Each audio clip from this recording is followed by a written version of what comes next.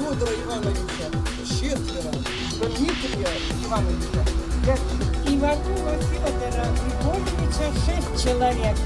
Семья Иванченко Ивана Лаврентьевича 8 человек. Семья Исаева Ивана Васильевича 7 человек. Ивана Григорьевича 10 человек.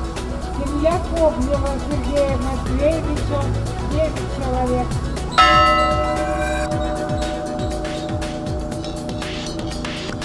Ну, на самом деле это всероссийская акция возвращения имен.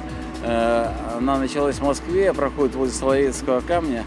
И смысл, конечно, в том, чтобы напомнить о том, что происходило в те страшные годы, и восстановить, ну хотя бы как-то вот назвать тех людей, которые погибли безвестно, невинно там, и так далее.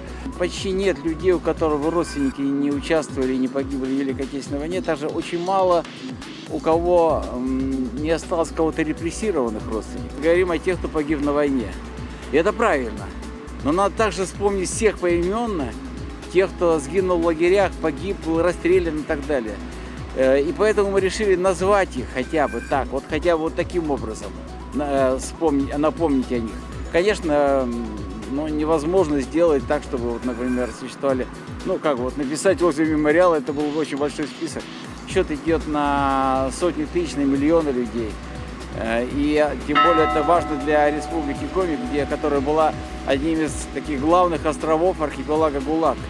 У нас всех, наших родителей, дедов, прадедов, вот мы все наши, так сказать, предки прошли через вот этот молох 20 века, всего 20 века. И гражданской войны, и Великой Отечественной, и этих безумных репрессий, и красного террора, там, и белого террора, какого угодно. И я думаю, что мы не должны забыть, и я уверен, что забыты не будут. Как не забыты, я говорю, тех, кто участвовал в войне.